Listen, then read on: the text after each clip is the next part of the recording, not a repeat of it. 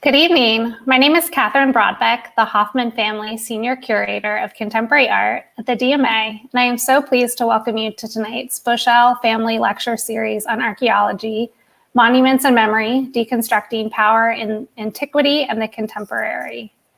We would like to thank Mr. and Mrs. Ned Boshell and the Boshell Family Foundation for underwriting this lecture series.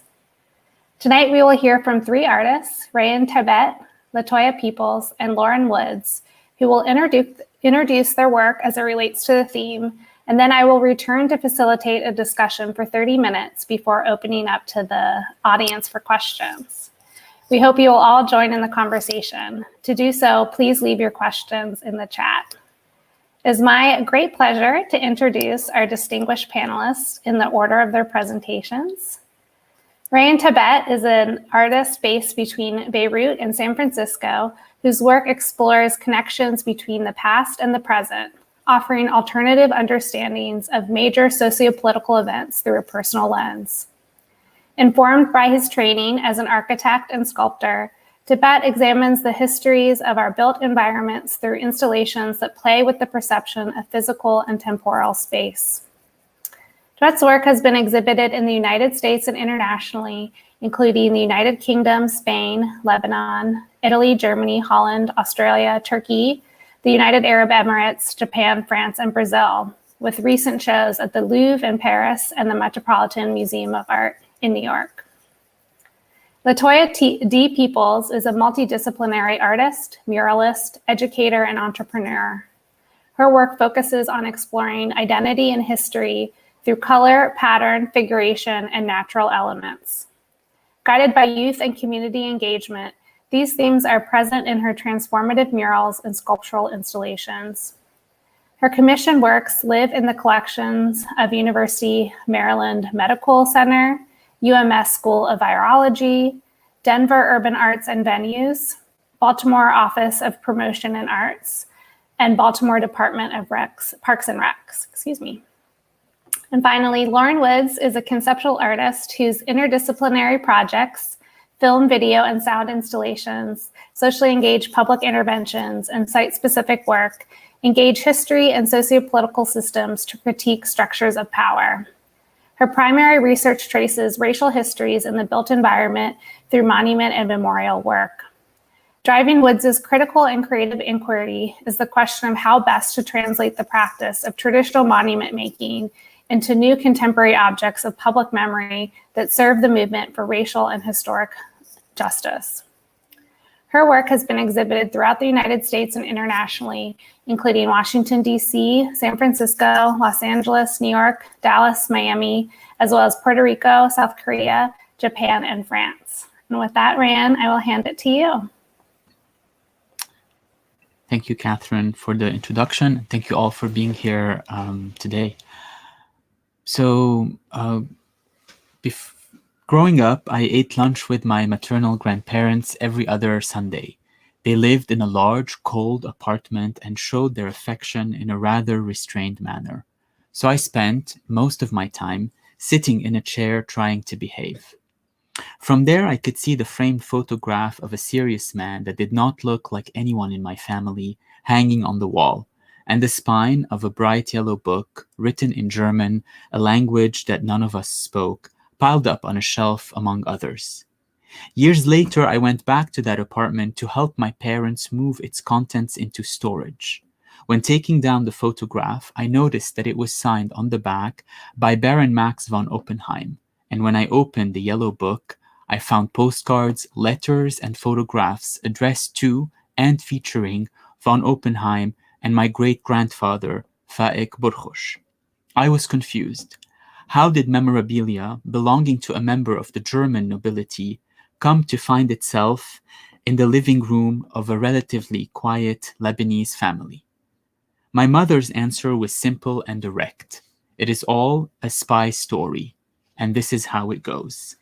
In 1929, the governing authorities of the French Mandate stationed in Lebanon sent my great-grandfather, Faik Burgos, to be Max von Oppenheim's personal secretary and gather information on the work he was doing on an archaeological dig at Tel Halaf in Syria.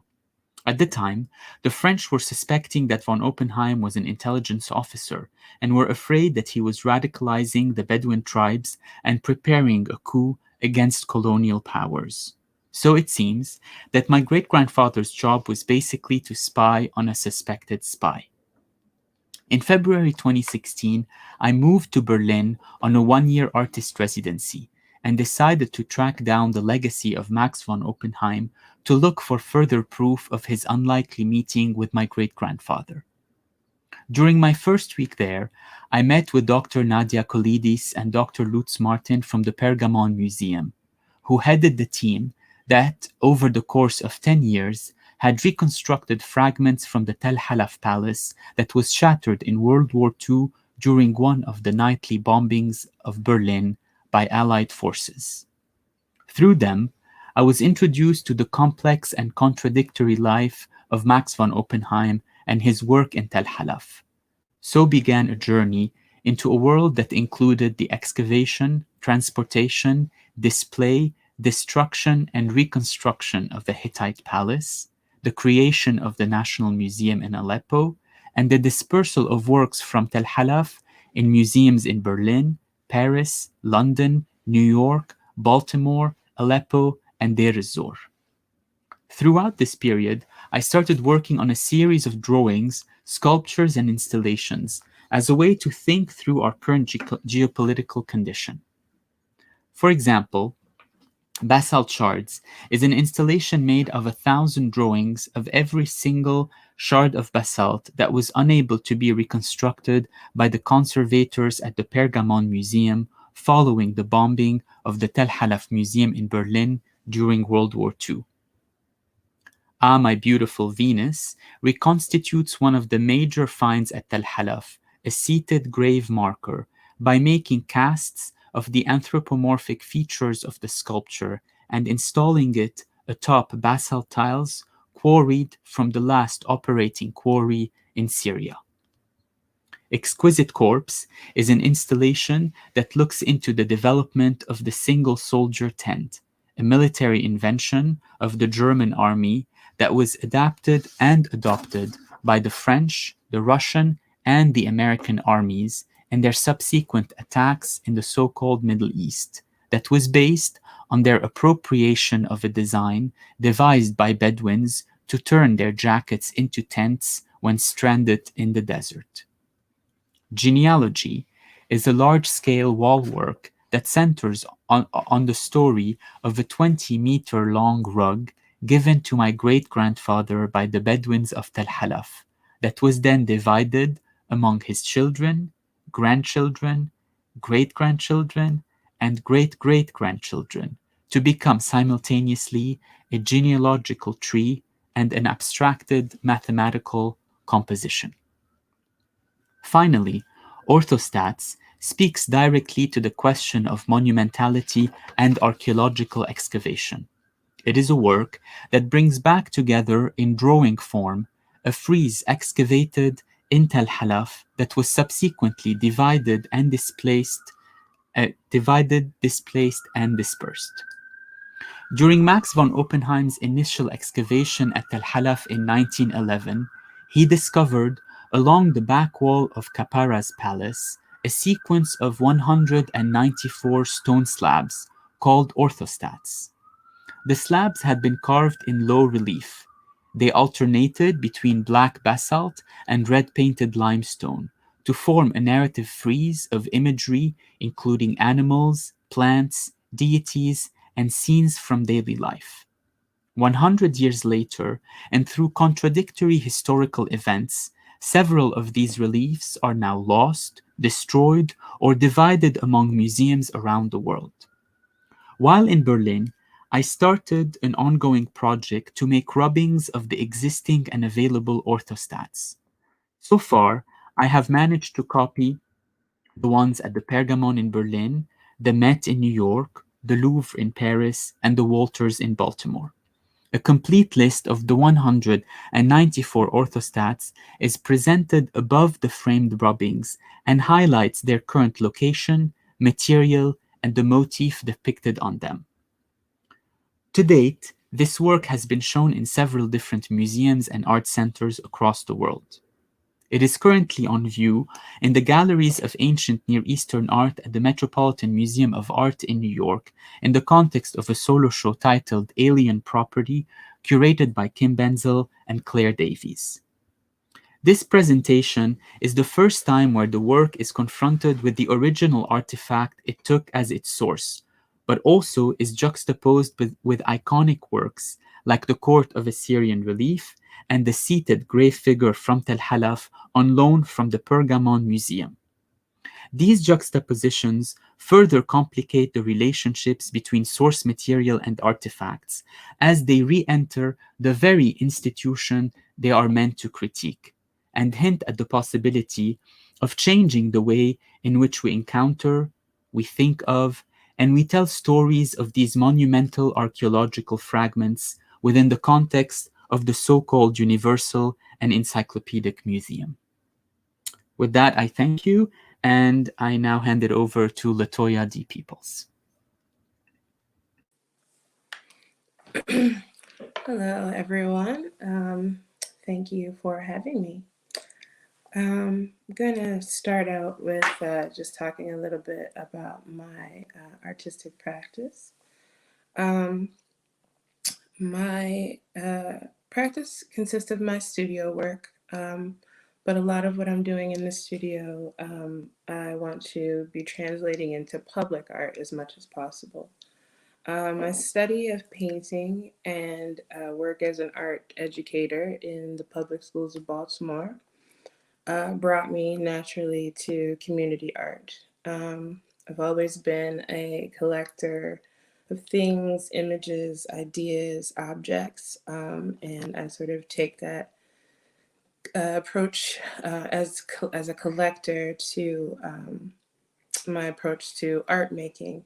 Beginning with research, collecting histories, and learning about the evolution of the communities on which I'm working with. A lot of my work, it deals with color, vibrancy, pattern, collage, storytelling, really engaging with community and finding out what's important to them, and hearing those stories and collecting all of those ideas. The piece that we're looking at is part of a two-part public art installation in 2018 here in Baltimore City, in an area of the city called Park Heights, where the city government had recently demolished quite a few old, decrepit properties that were falling apart and posing a danger to the community. And in these vacant lots, they commissioned several artists, including myself, to activate these spaces with public art in the absence of the former homes. So this piece is called Helping Hands, and it's a simple idea that each hand is holding or representing a tool for building community. As an artist, a lot of my, all of the work I do, I do with my hands. And so there's power in that for me as an artist. And so I wanted to sort of translate that into what are these tools we need for building community? So determination, learning, growth, creativity, peace, rebuilding. So sort of incorporating some of those ideas into this piece and activating this outdoor space where a lot of history lies that has been torn away. This piece is a very large scale mural. It's about 50 feet tall that is inside of the Enoch Pratt Free Library, Orleans Street branch, also here in Baltimore City. And it's in the children's section of the library. And it's basically just meant to enliven that space and to create this welcoming energy for this community. It's a newer library adjacent to the Johns Hopkins campus, which has a particular relationship with the surrounding community. And so the piece just brought a new vibrancy and breathed new life into this, which was formerly a completely blank space in that library. This is the first in a series of pieces that were commissioned by the University of Maryland Medical Center as a part of their behavioral health unit that was being remodeled. And so it represents a shift in thinking from this very clinical environment of neutral colored walls in the hospital space. And, we saw this shift in the children's spaces of hospitals, but often in the adult spaces that beige neutral colored walls was sort of the way that they would design things. And so this represents a huge shift in bringing in artists, of which there were 6 of us, and we painted 38 murals across the department of the behavioral health unit. So behavioral health unit is a place where patients are coming to receive treatment for mental health issues, substance abuse issues. And so a lot of the pieces that I did, of which there are 6, they all have to do with growth, change, and sort of this idea of strength or perseverance through that growth and strength, nurturing your healing and nurturing your strength through this evolution that you're going through and through this growth. So this particular piece is in a common area where patients would be eating their meals and seeing their families and such. This is another piece from that same series. This one is in a hallway outside of the patient rooms. And this one is also sort of a symbolic about growth with the, sort of road to recovery idea. And in the background of these pieces, I'm using the sort of a play on the circle of life pattern. And I use this pattern a lot in my works because it really speaks to this idea of growth or evolution and history and all of those things interacting. And I use it as sort of a visual marker for those ideas. Here's another piece from that same series, this one inside of a patient room. And again, sort of dealing with these ideas of growth. And also this one, self-love amongst that growth and sort of seeing yourself on the other side of times of struggle. So really powerful and important for me as an artist, these particular series of works. This image is from a piece in the Greenmount West section of Baltimore City. And was commissioned by the community there. There's a bridge that runs through their neighborhood that is it's roughly about 200 feet on each side. And they really, this is a neighborhood that's rapidly changing in Baltimore. It's experiencing some gentrification while there is a very large community of homeowners who have been in this neighborhood for quite a long time. And so, it was a coming together of different community members from different walks of life and sort of trying to reconcile their different relationships with the community and create this piece of public art. So myself and another artist named Chelsea Henry worked with the community to come up with this piece. And it was named The Heart and Soul of Greenmount West. One side of the bridge features a heart that is juxtaposed against a map of the surrounding community. And on the other side of the street is a brain that is juxtaposed against a map of Baltimore City. And interspersed amongst these images are natural elements like plants and flowers. And there are several different portraits of members of the community. And so, you know, part of my process as a community artist is engaging the community. Before COVID, that was, you know, actually door knocking and talking to people and introducing myself as an artist. I am not a Baltimore native, and I've been here for a number of years, but I'm still coming at this from the position of a bit of an outsider.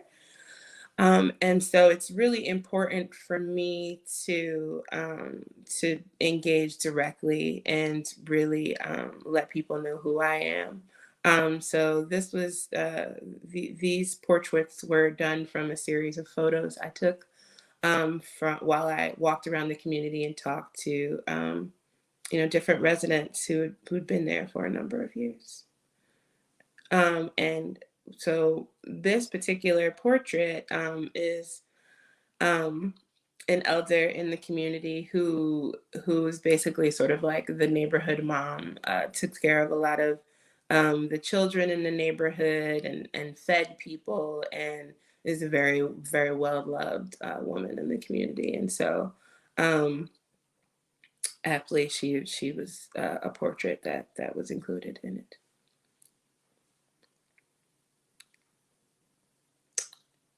And I will pass it on to Lauren.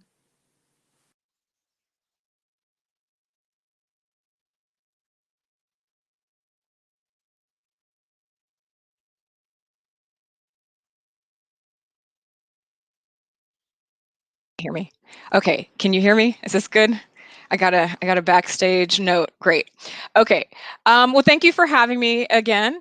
And I'm going to jump into a quick clip that gives you sort of an insight into how I work and my process. So just to mention, my overall practice, again, sort of traces racial histories throughout the built environment. My public practice does this, and I'm often dealing with the idea of monument making, wanting to challenge both conceptually and formally what we've come to know as monuments and how we come to create public memory together.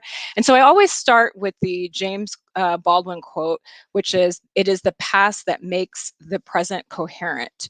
And so for me, it is about tracing the historical record and amending the historical record in public space through this sort of monument making work. Some key ideas is that I think about the etymology of the word monument, and we have often people think about monument making as a process of commemoration or memorialization, but the sort of etymology of the word means to remind, to advise, or to warn. And so oftentimes my work is working within that space of to warn. Without you know, sort of holding up time anymore. Oops, pause the video. So let me set up the video.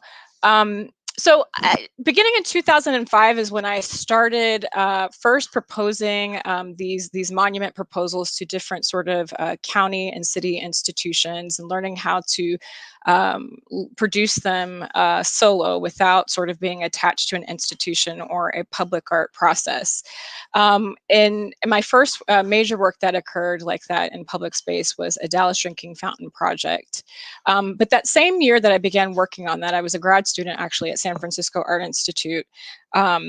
I also thought about Dallas's many Confederate monuments that were in the city that were going unaddressed. So originally back in 2005, when I proposed this work, a Dallas drinking fountain, project, in my mind, I had already sketched out a series of proposals as a part 2 to this project to think about addressing the Confederate monuments.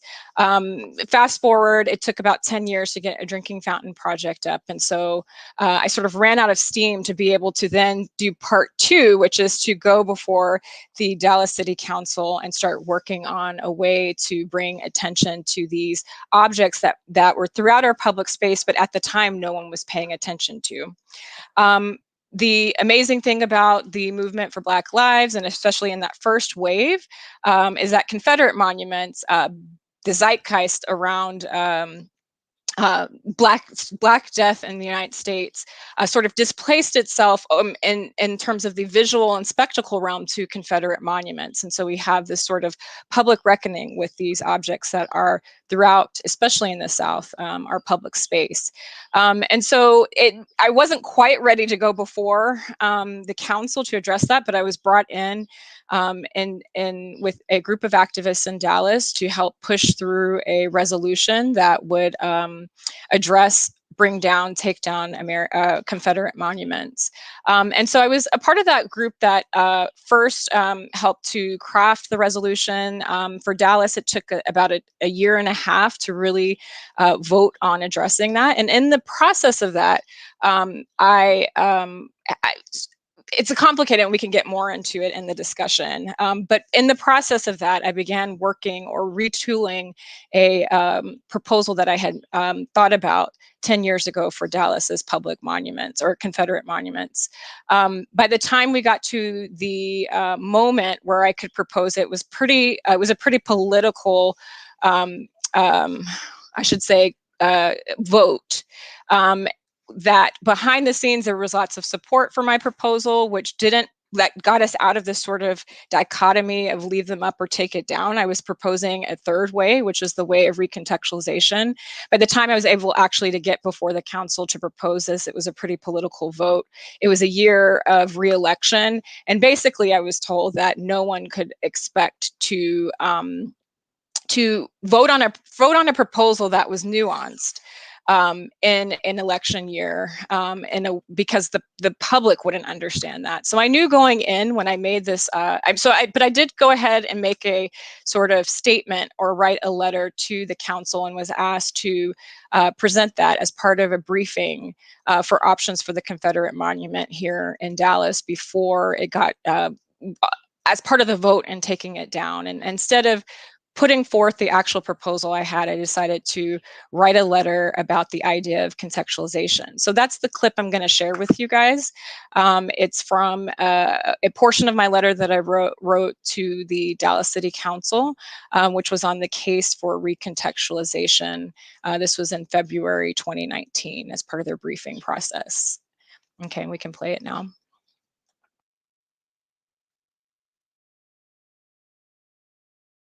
Thank you. We will pick up with briefing A. And Mr. Zavada, I think you're in charge of this. Why don't you take it away? Thank you, Mayor. We were asked last April to bring back options, additional options for the Confederate Monument and Pioneer Cemetery next door. And so we've been working diligently these last few months to do that. So today, the information in front of you will be to cover that additional option as well as the other options, including the original option, which was for removal. With that, I'll turn it over to Jennifer Scripps, and she'll introduce the rest of her guests up here. Good afternoon. Good to be with you all. I am joined today by Kay Callis, who is the Public Art Program Manager. I know she's worked with many of you on projects in your districts, as well as Lauren Woods, who is going to be telling you about her work and her process, as it is the option we're proposing for the alternative option. So with that, I will start. The purpose of today's presentation is to discuss the options that were requested by resolution in April, including contracting with Lauren for a re-envisionment of the Confederate Monument and the Pioneer Cemetery site. Next slide. I think you're all very familiar. I know many of your offices actually look over this monument, which was designed in 1896 and erected in 1897. So it's been in Dallas for 120 some odd years. consisting of 5 Confederate statues, 3 generals, former Confederate President Davis, and a Confederate soldier at the center. The base is inscribed with various tributes, which were very in keeping with similar pieces of that era. And it was relocated to Pioneer Cemetery, as we've discussed, in the early 60s as I-30 was being built just south. Pioneer Cemetery itself was at the original time that it got going at the southern edge of Dallas, and the last body was interred in the 1920s. It originally consisted of 4 separate historic cemeteries, and many of the city's founding families' names can be found there. It was designated as a Dallas landmark in May of 2002, and the historic overlay number is there. And we have some more details about that, but that's that whole area. I'm here to seek the Council's approval to develop a proposal to recontextualize the Confederate War Memorial. The project of recontextualization is not one of preservation or traditional contextualization. Traditional practices of contextualization involve placing a historical plaque next to an object to situate its place in history. The project of contextualization does not serve historical or racial justice because a sign next to a 60-foot sculpture cannot undo the power of that object or dismantle its communicative function. The technology of grand figurative monuments, such as the Confederate War Memorial, is such that pillars as symbols of power raise up the figure, usually white and male, with open chest and head high, to tower above all that come to view it. The body of the viewer is forced into a subservient power dynamic and symbolic awe. So if contextualization means to place or study in context, meaning we acknowledge that these monuments were erected as part of a racist propaganda campaign, then the project of recontextualization goes a step further by extracting the object from its original context in order to introduce it into a new context. Recontextualization implies a change of meaning and therefore a new communicative purpose. The context I am proposing we continue to move towards is that of racial and historical justice rather than that of greenwashing. And yes, greenwashing, I'm making up a new term here. I'm appropriating this term that normally points to a deceptive use of green marketing by companies to promote the perception that an organization is green. Today I use this word greenwashing differently. This moment provides us with the opportunity for radically transformative public moments. This moment provides us with the opportunity to be restorative and to pursue historical justice. To seed over the space with grass and then plop down a park bench is definitely better than leaving this object up as it is now. But I contend that it stops short in the movement to address structural oppression and its history in the symbolic realm. It may not be whitewashing history, but it is greenwashing history. To quote D Magazine's Peter Simic in the article A Better Solution for Dallas's Confederate Monuments, which points to the Dallas Drinking Fountain Project, but like the white-only sign, it is not enough to remove these markers. The monument should not be covered up, but confronted. And as Woods managed to achieve with her water fountain project, what is objectionable about these monuments should not be mollified, but amplified. Because if we're ever going to come to terms with the reality of racism in America, the history must be confronted in its fullness. I contend that we confront history in its fullness and go even a step further, which is to honor those who were and are still part of the protracted struggle towards a more racially, socially, and economically just society. The Council has voted on a resolution that Confederate monuments do not represent the city. If the Council is ready to remove this memorial, to decommission it, then the Council is signaling that this object is no longer sacred. And if this object is no longer sacred, then it can be used as material to create a new work that actually does the work that challenges the problematic ethos of Pioneer Park that is based in racial segregation, and address the hegemonic power and structural oppression that we should all be striving to dismantle. The project of recontextualization calls for opening up what Pioneer Plaza has been symbolic of to include a more representative people's history. Missing from the park currently today is the history of Black Dallas, Indigenous history, and Latino history at the very minimum.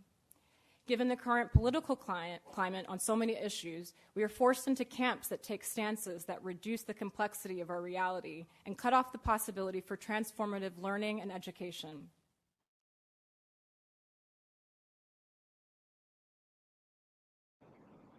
Okay, so I guess that was the clip. So I think that the DMA and the Walters can put a link to the full briefing. It's on the Dallas City Council's briefing website archive. And sorry, I didn't explain completely. So that it was a 5-minute clip or so that was cut between the introduction and then kind of dropped you in the middle of my statement. So I have a lot to talk about with this. And so I'm assuming we'll get into it in the discussion, and I can talk about sort of the results of that process. It's pretty nuanced and complicated to get into. So I'll hand it back over to Katherine.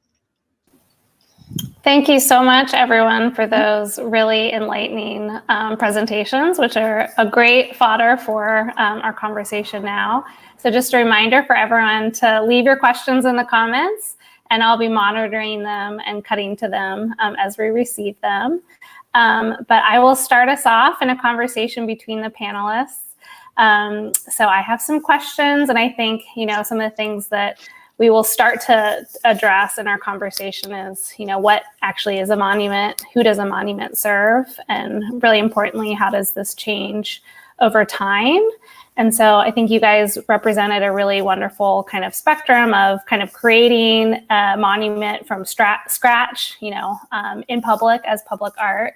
At LaToya, and your work is mural making directly in the community, but also then the idea of reinscriptions or recontextualizations of monuments that may be pre-existing, but have changed kind of drastically in your practice from their original context. So I wanted to start just by asking maybe all of you to speak a little bit about your relationship as an artist who's creating monuments vis-a-vis the community that you're addressing. And I know community can be very broad, and we're probably speaking about, many publics, especially because these things do live like over time and space. But if you had, kind of any words about the audience that you seek to address in your work. Someone want to take that first, or? I'll just start with your first question before you got into this, which is the idea of a monument. I think it's deceptively simple. It's actually really more complex than we think about. So one thing I think about a lot, and one thing I've been challenged about, is my use of the word monument for my work, right? Often my work is, initially out the gate, I'm looking to figure out how to translate what I feel like are the dead materials, marble, bronze, into living material or materials that can sort of signify and feel like represent memory as living, right? So my basis in terms of media or mediums is I work from a film background, video background, multimedia. And so I was always thinking about how to sort of put in the sort of electronic, the networked into monuments, which means that my monuments aren't necessarily built for last, right? If there's an alien invasion and electricity goes out and things get buried, like there's no way that my work will be legible at that point. So is it really a monument? And the other thing I've been challenged with is the idea that monuments are often produced by the state or some sort of larger body of power. And so I think those are really interesting places to challenge, places to experiment and play in. All of my work has been self-initiated versus like starting with an institution. So it's also becomes a vehicle for institutional critique, because I'm also always placing myself and intervening into public processes. So for me, and again, people often think about monuments as this commemorative object, right? And so we often don't think about the warning aspect of it. So for me, those are the interesting places to think about monument and monumentality, especially as we start to think about creating new publics to collectively then craft memory with, so. Yeah, if I can jump here. Yeah, Lauren, when you were even taking us back to the etymology of the word monument, like to remind, to advise, and to warn, I really I think we spend a lot of time thinking about like reminder and less about advice and warning. And I really I think this is so beautiful. I've been thinking also a lot about injuries, and also like kind of like the what we inherit versus what we kind of like leave behind, and thinking also about, so for example, in my case, I was trained originally as an architect, and so I approach kind of like the making of like object making and sculptures and installations and even performances from a very kind of like architectonic background. So it's weirdly enough, I've been like trained to build like monuments or build, like I've been trained to make things that last, and I've spent kind of like my entire basically career like unlearning that, like kind of this idea of like how do you make gestures that sometimes maybe don't take up, that you could actually challenge these structures by maybe like reshuffling the display of a collection or approaching an institution differently. So like for example, an easy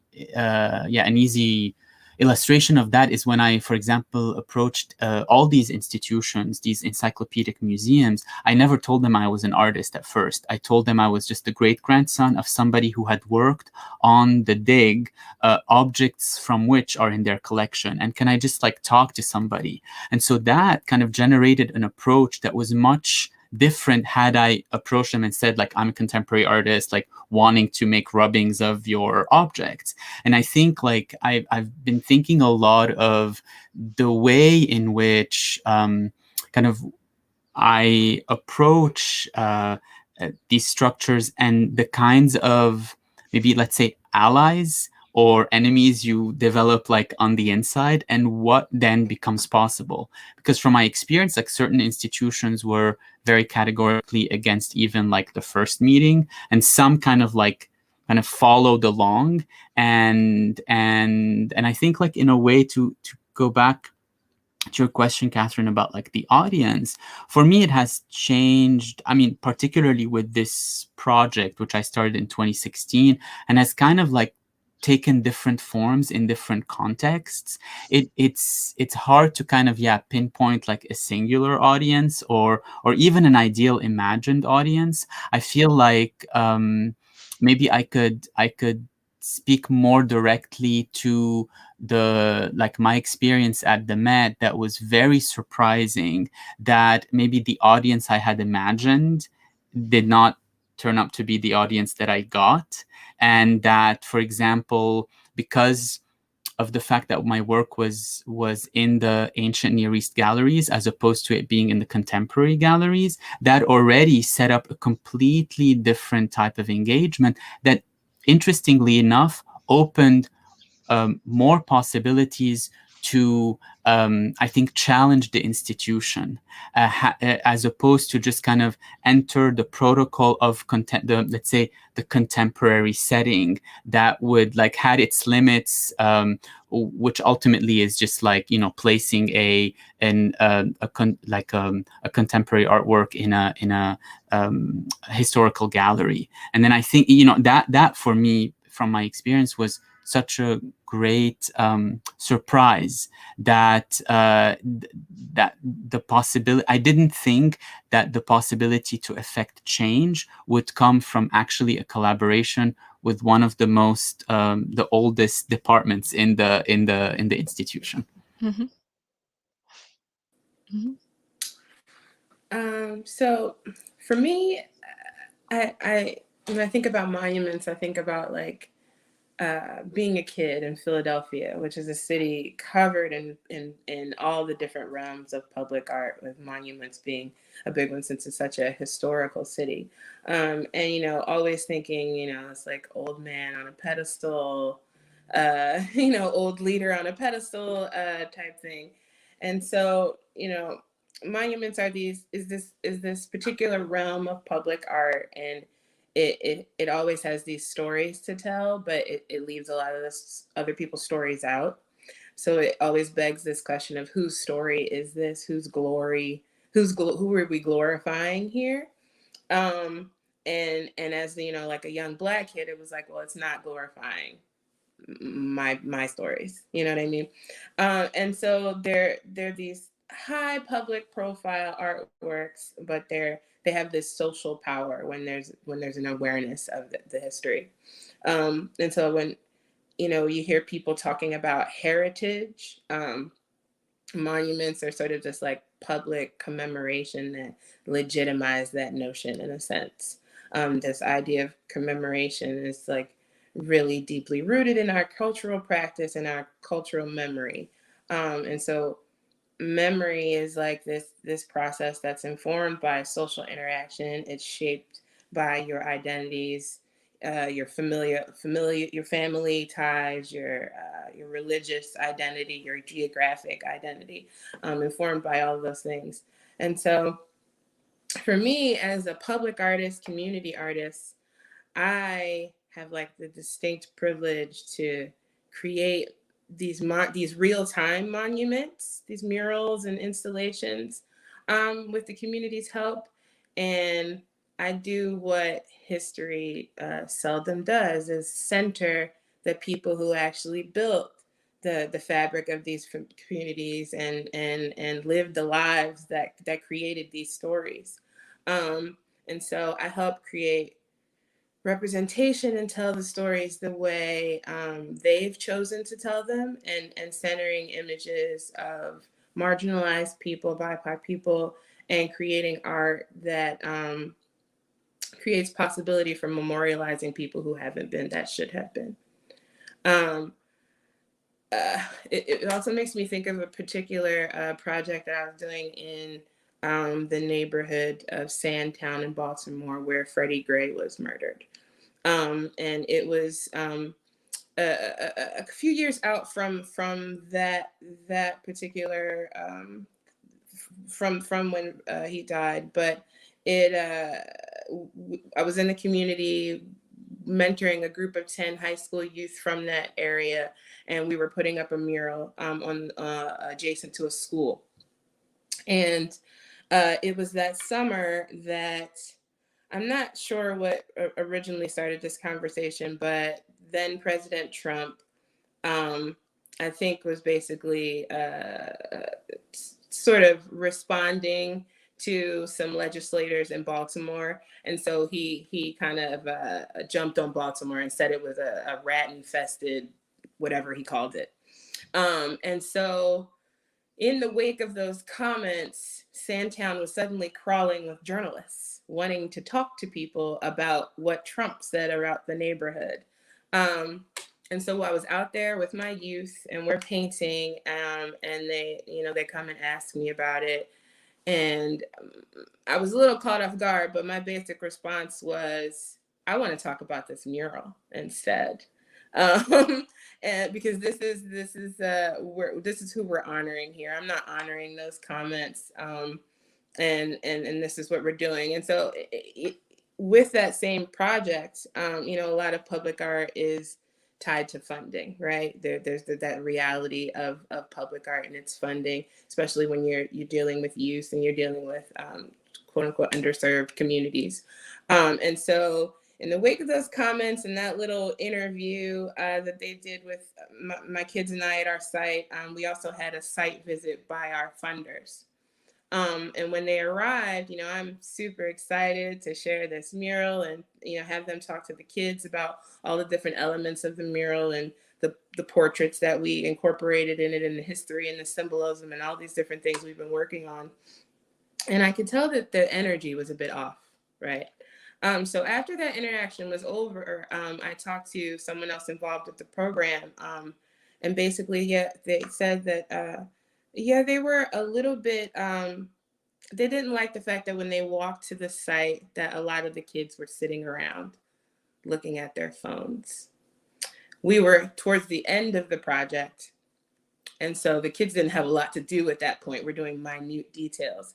And so instead of concentrating on the fact that we've painted this gorgeous mural that we've been out here in 90-degree heat every day, and we're creating this monument, this honor to this neighborhood that has gone through so much, and is being highlighted in the national, in the greater media in a particular way. And we're trying to create this beauty to sort of like offset that or disrupt that idea about the city.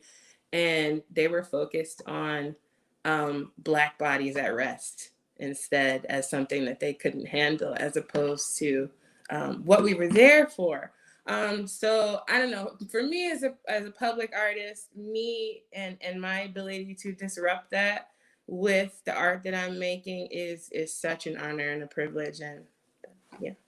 So.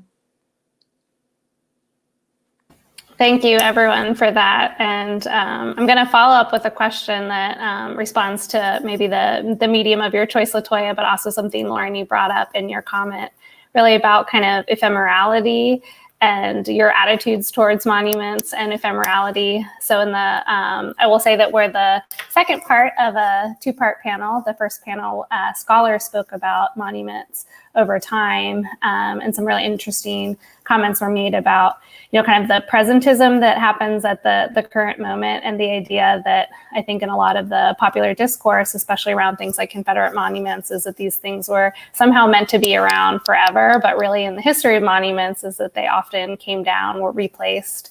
You know, in the Roman Empire, they would reuse materials. Once one emperor stopped, they would, you know, melt down those materials to make the bust, you know, for the next up. And the idea that, you know, a lot of contemporary artists seem to be embracing this idea of kind of ephemerality.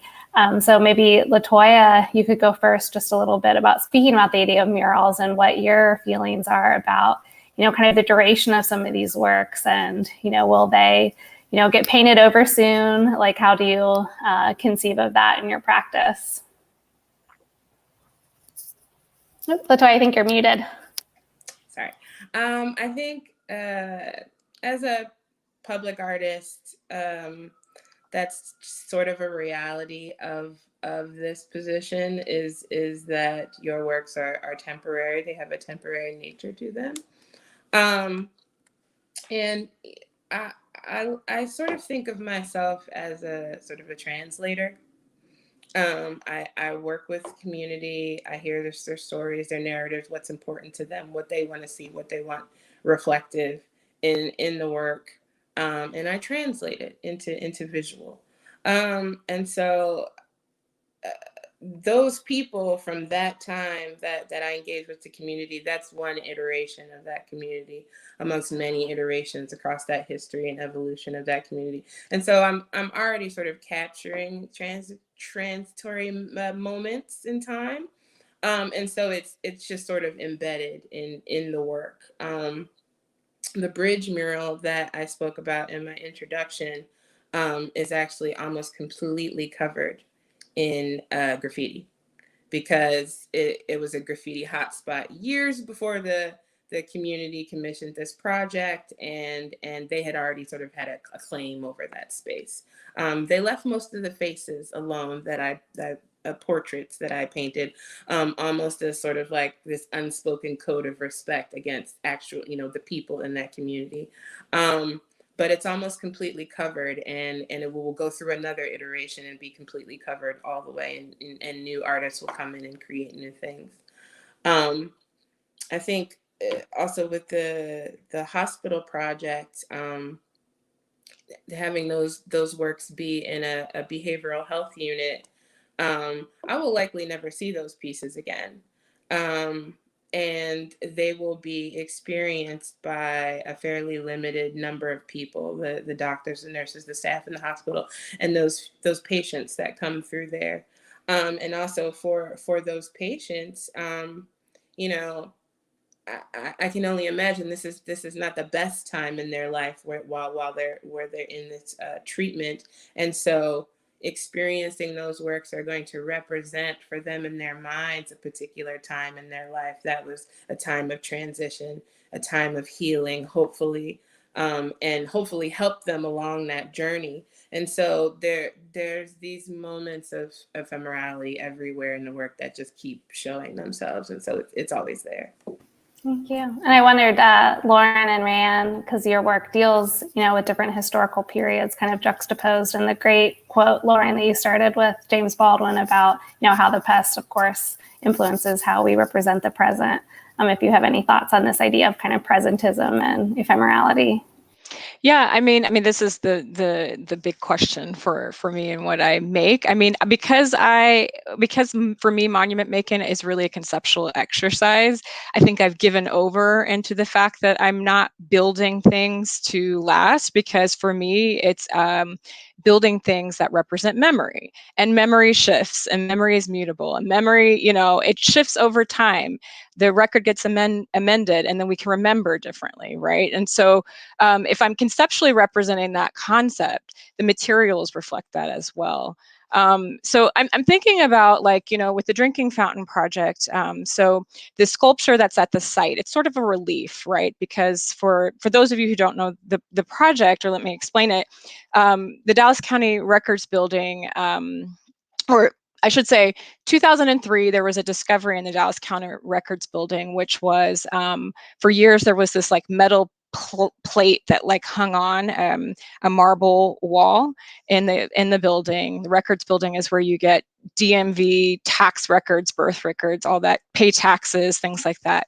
And so one day that plate just fell off the wall, and the plate was above a drinking fountain. So what was revealed behind the plate was a traces of a white only sign. And so it was a big deal here in Dallas, because they couldn't figure out what to do, because they couldn't get rid of it. It wouldn't buff out, like it was etched into the marble, which is, to me, a very poetic idea, right?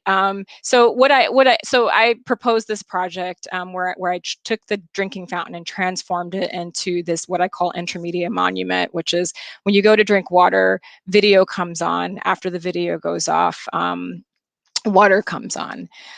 And so the project actually has been down for a couple of years because they are renovating that building. And so it's actually going to come back this year as drinking fountain number 2.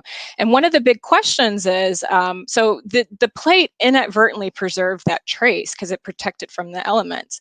Once the plate came off, that etching is slowly fading to the naked eye.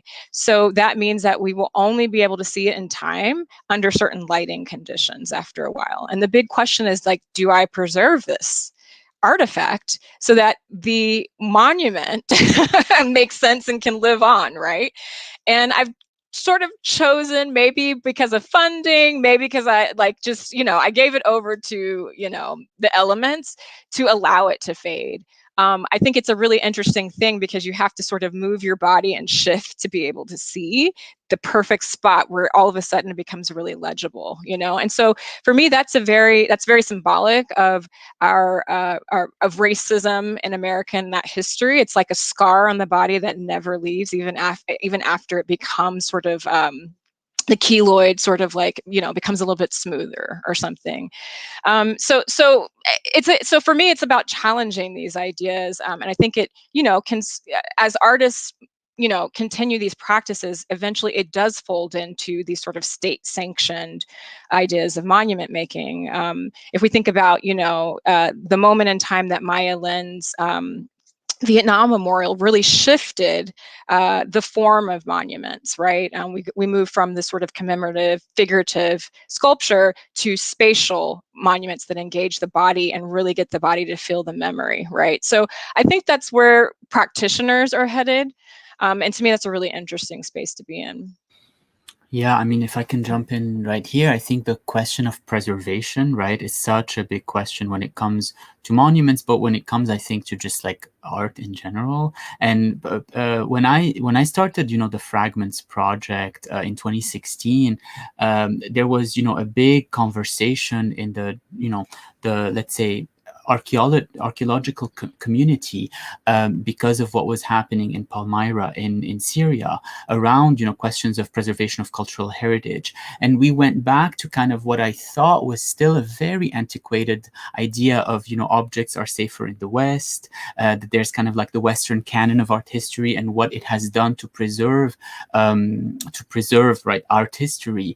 And for me, finding the story of Tal Halaf was such an important discovery, because actually the story itself challenges those preconceptions. The bulk of the material that was destroyed was actually destroyed in Germany during Allied bombings. And so I always advocate for, or a lot of the material that ended up in these kind of world kind of collections entered through very specific or particular moments. So, for example, the way the objects from Tel Halaf ended up at the Met and the Walters in Baltimore was actually through the Alien Property Custodian Act, right, which during World War II stated that objects belonging to U.S. enemies on U.S. soil could be requisitioned and put up for auction.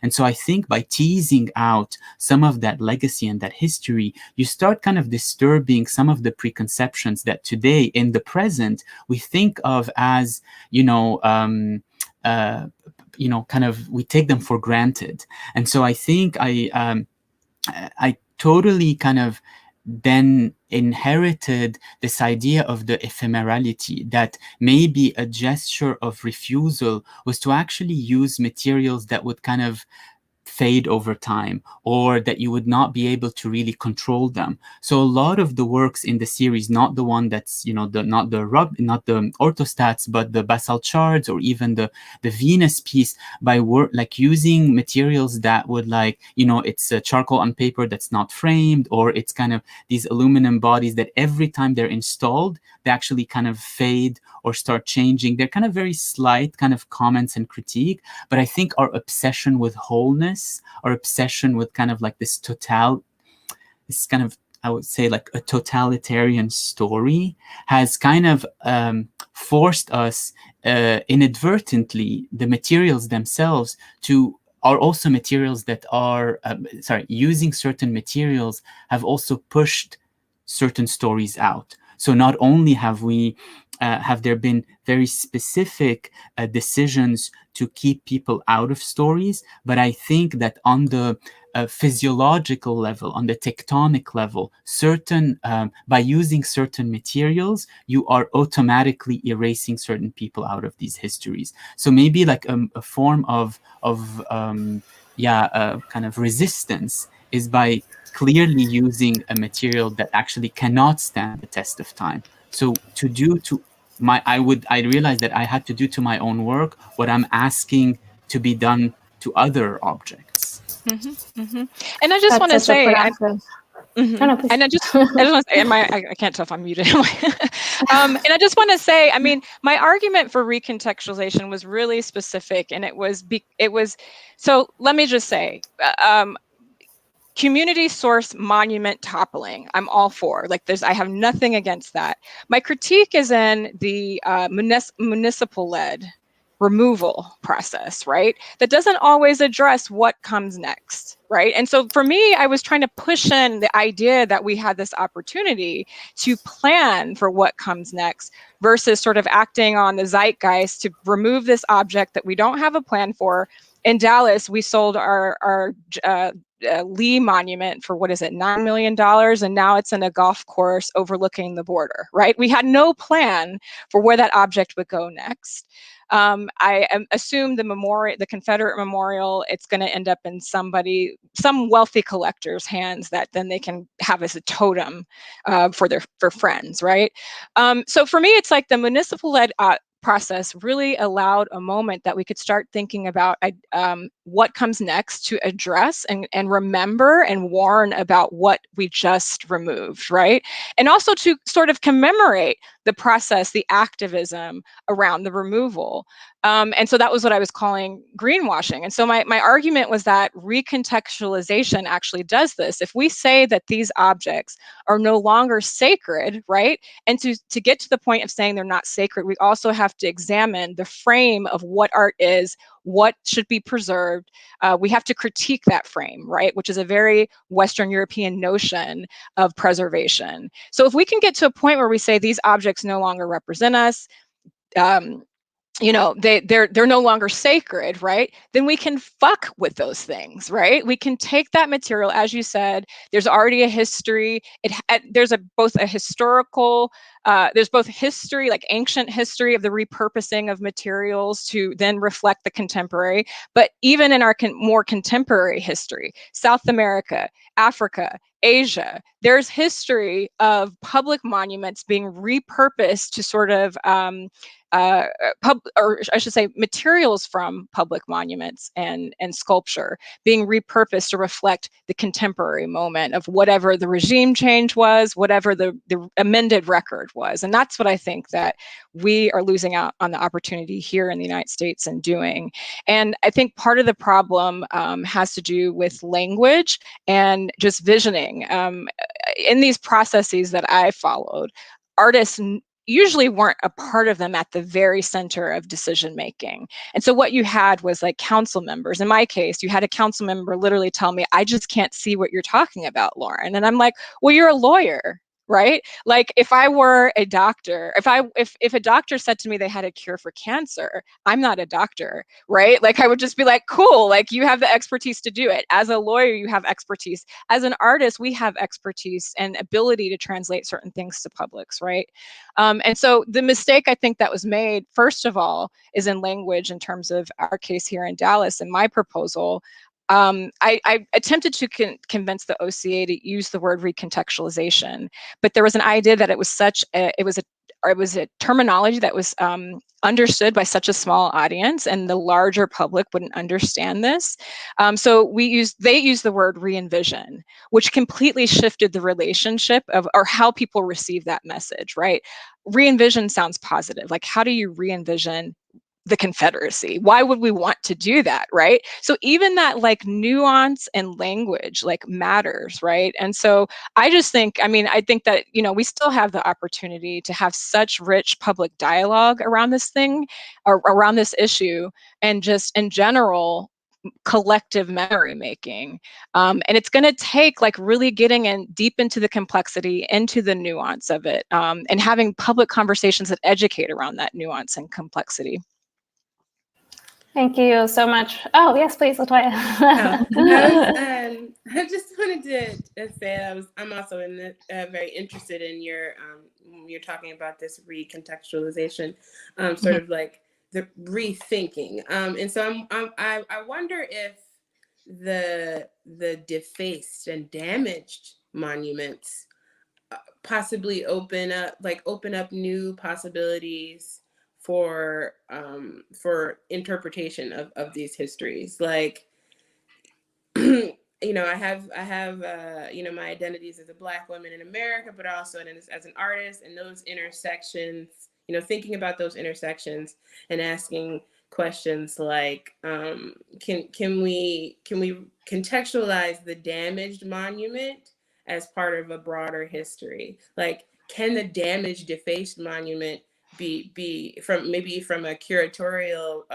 approach, be juxtaposed with BIPOC stories? But then it's also like, well, are we really, is it really a good idea to expend resources and money preserving defaced monuments when we could divert that money to BIPOC stories and those exhibits? So there's a lot of sort of a conflict around it, sort of thinking with my artist hat on and asking these big questions, and then me as a Black woman in America, like, no, throw those monuments away. Yeah. Well, so the defaced monument, the problem is with the defaced monument, anyone can undeface them, right? Like the problem is that any sort of group of people could come afterwards and work on the sort of preservation piece of it and removing the graffiti. And so we don't actually, if we think about damage, we have to think about damaging in a permanent, more permanent way, and that's what I'm interested in. And there are strategies around it, and part of sort of what my proposal was entailing was knowing that the city would spend $1 million to take down, but they weren't about to spend $1 million on a new monument for Black people, right? So it's like working with like knowing that no time soon are we getting new monuments up, right? So no, and also being really clear that this space is not about, like for me, it wasn't a space to commemorate Black people, Black history, in a sense, because why do we need to take the leftovers from the Confederacy to do that, right? And in our context specifically, Pioneer Park is a racist park already. It's like all of the founders were moved, their grave sites were moved to be in this Pioneer Park in front of Dallas City Hall. And then the Confederate Memorial was moved to be in that site. And then we have according to Wikipedia, the largest landscape sculpture in the world, which is a bunch of longhorns jumping over a ravine. It's like a $9 million sculpture. And that was put there by, political and real estate brokering. It was put there by one of, a major power broker in the city in the 90s to prevent the Omni Hotel from building close to his hotel. So he donated a $9 million sculpture. So we have the Longhorns, which for me represent indigenous genocide, colonialism. We have, white settlers in their graves. And then we have this Confederate monument, the whole park, just throw away the whole park, right? And so for me, it was like, I knew that they weren't going to put Black pioneer stories. They weren't going to spend the money to do that anytime soon, but they were about to spend $500,000 to $1 million to remove this thing that potentially, if you didn't worry about how you're removing it, right, it would fall apart and become new material for something else that we could speak then to what this park really is doing, which is like, it's putting racism on public display in our city. And let's talk about that. So, and then also, like, could these be sites to commemorate like activism around this sort of continual movement toward justice? I'm really curious about that. And so I think it's interesting that like NOLA left up their pillars. They took the figures off, right? But they left the pedestals and the pillars up. And those are the like objects I'm really interested in, because to me, those are the things that's really actually symbolic of white power and the structure of white power. The figure can come and go, but really we're looking at what is it that's giving the power to these particular people, and that being a site of intervention and public reckoning. I'm really interested in that. So I do want to give a chance for any other audience questions that we may have. And I want to read the first question, which is a two-part question for Rayyane. Starting with a more personal one, when was the first time you saw a seated figure or Van Oppenheim's Beautiful Venus in person? And what feelings did you experience?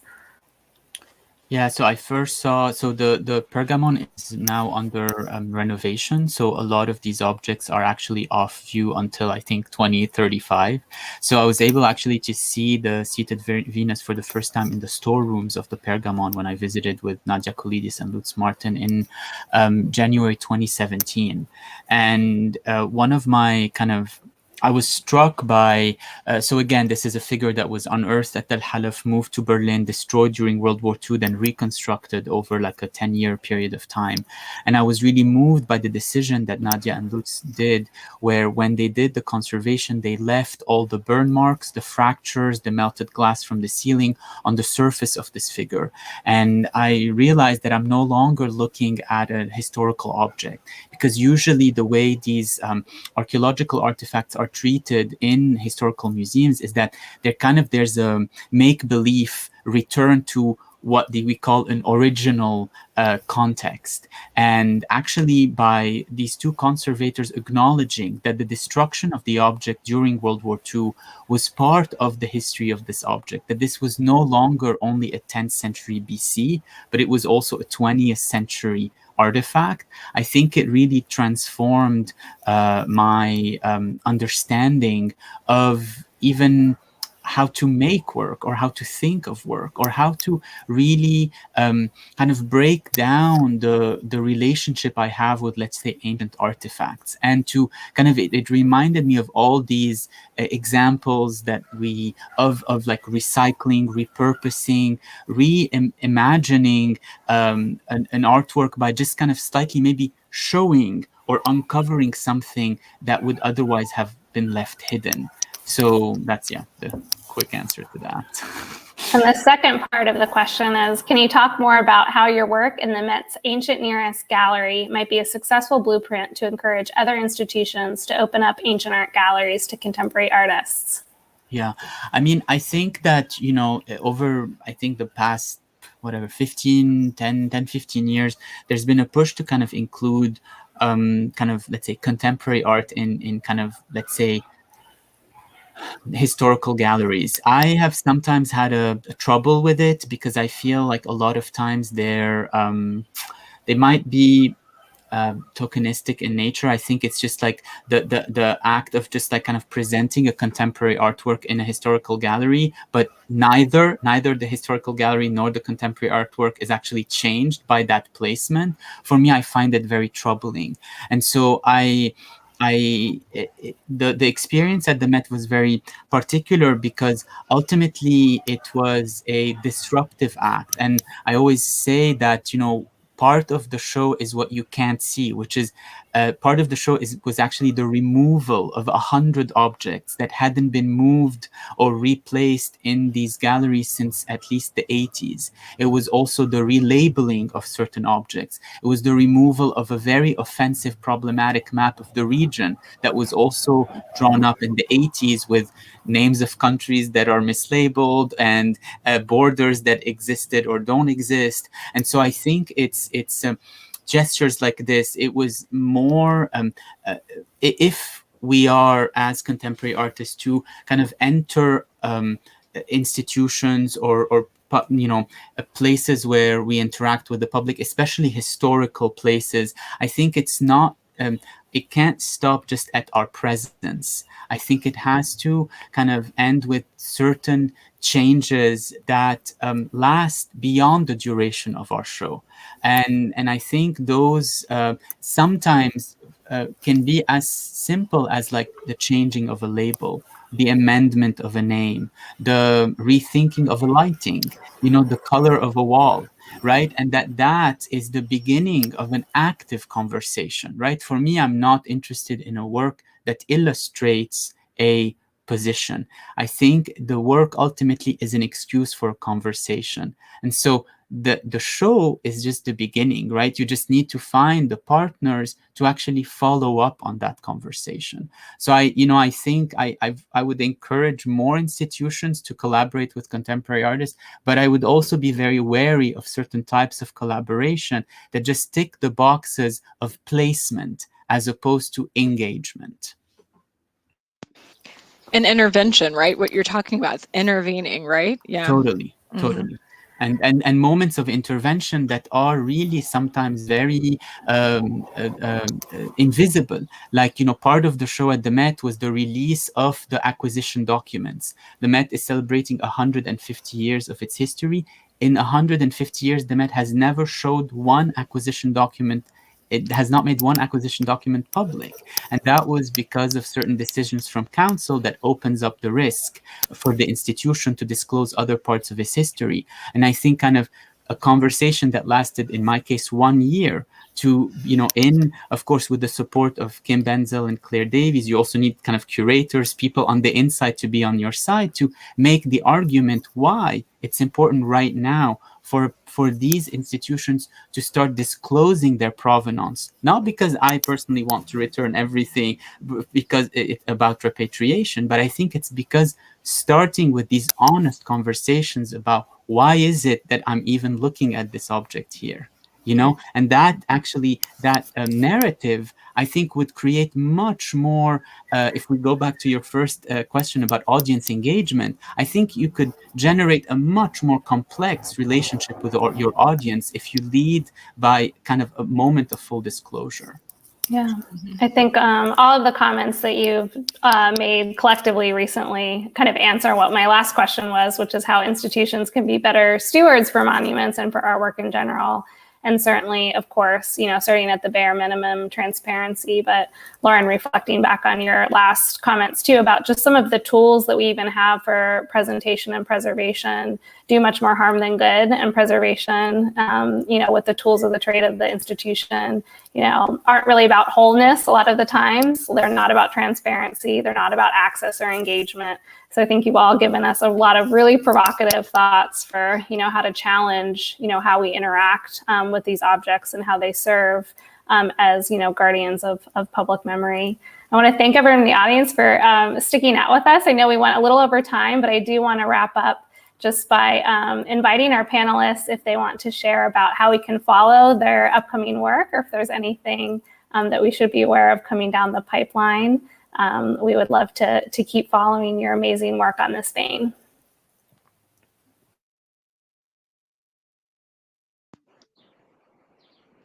I'm gonna jump in and plug myself a little bit here.